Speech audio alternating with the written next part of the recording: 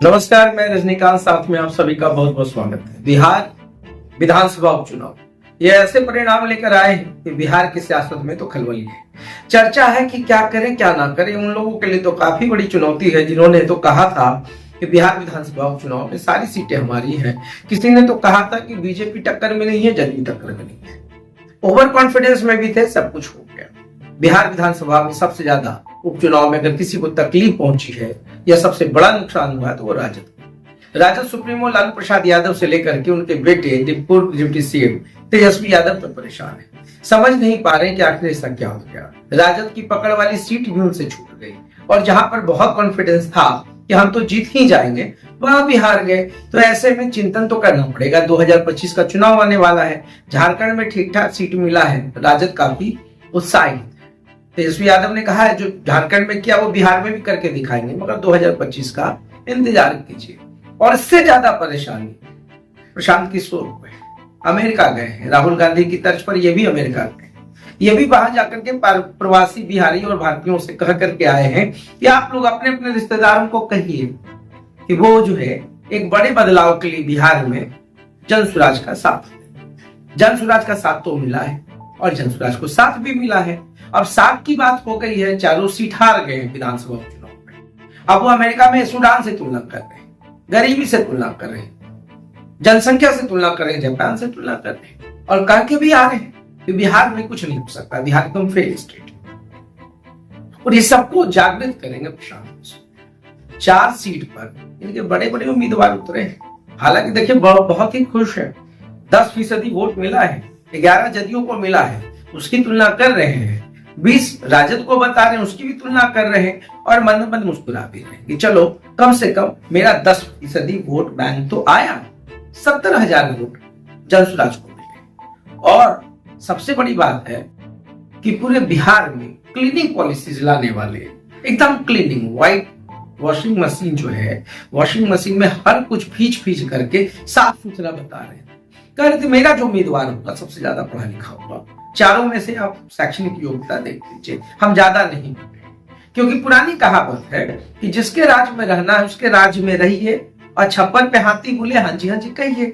हम लोग भी बस सिर्फ सुनते हैं, समझने की कोशिश करते हैं। शैक्षणिक योग्यता की बात हो गई। उन्होंने कहा था कि कोई भी असामाजिक तत्व या जिस पर केस मुकदमा होगा वैसे लोगों की एंट्री जनसुराज में नहीं होगी। अब विपक्ष कह रहा सर हम पे मत तनतनाइएगा।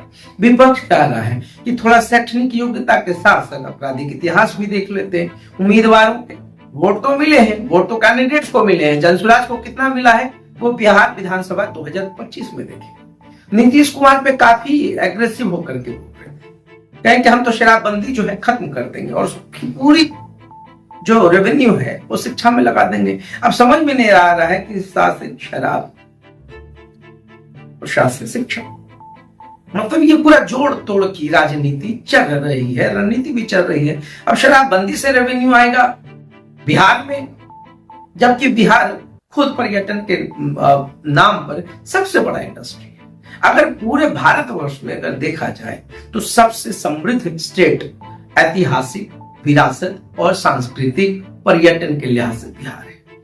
इसको इंडस्ट्री बनाया जा सकता है। इच्छा शक्ति की कमी है सर।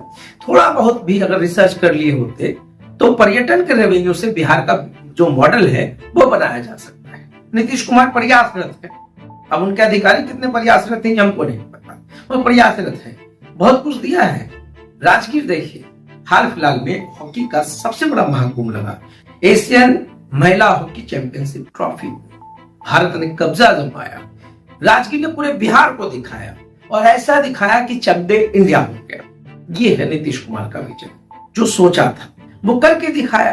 पर्यटन पे ग्लास ब्रिज है, पर्यटन के मानचित्र पे राजगीर है, पर्यटन के मानचित्र पे विश्व धरोहर नालंदा विश्वविद्यालय के भग्नावशेष है।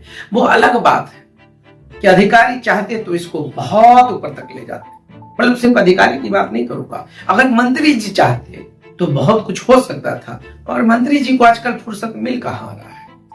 तो ये जो रेवेन्यू मॉडल है सर, शिक्षा के लिए शराब नीति बंद कर देंगे, ये हमारे पल्ले तो नहीं पड़ा। इसीलिए औरत लोग ढूंढ ढूंढ के महिला लोग जनसुराज को वोट नहीं।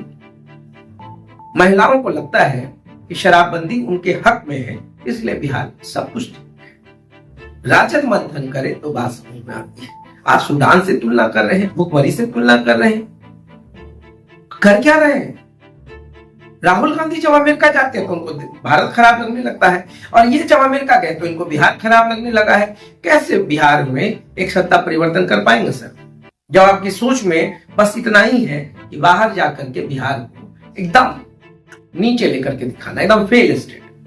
तो सर ये भी तो इमोशनल चोट है ना फिर वोटर्स के ऊपर। वो क्या सोचते होंगे, क्या समझते होंगे। तो बिहार की राजनीति में बहुत कुछ पलट रहा है सर। जन स्वराज का चरखा चलेगा, कब चलेगा उनको खुद नहीं पता है। अब अमेरिका से लौट कर आए तो फिर बताएं। विपक्ष तो कह रहा है राजनीति के लिए कुछ भी बयान देना ठीक नहीं है, अमेरिका जाते हैं कुछ भी बोलाते हैं। बहुत कुछ सोचना है, मगर एक बात तो है, खतरनाक हो गए हैं सभी पार्टियों के लिए, खतरनाक हो गए हैं। राजद को तो एकदम डायरेक्ट डैमेज करके चले आए। पूरे वोट में अगर आप देखें, पूरे पैटर्न्स को अगर आप समझें तो सबसे ज्यादा नुकसान किसको हुआ? राजद। और राजद के हार का सबसे बड़ा कारण भी जनसुराज ही बनी है। तो हर चीज फिक्स है सर। पहले अमेरिका से हो आइए, फिर मंथन कीजिएगा, चिंतन कीजिएगा, और फिर गौर कीजिएगा कि बिहार के बदलाव के लिए क्या क्या जरूरी है। और जरूरत के हिसाब से तो वादे भी पलट जाते हैं, इरादे भी पलट जाते हैं, फिर भी तो ये राजनीति है। तो देखते रहिए सार्थ। बहुत बहुत धन्यवाद।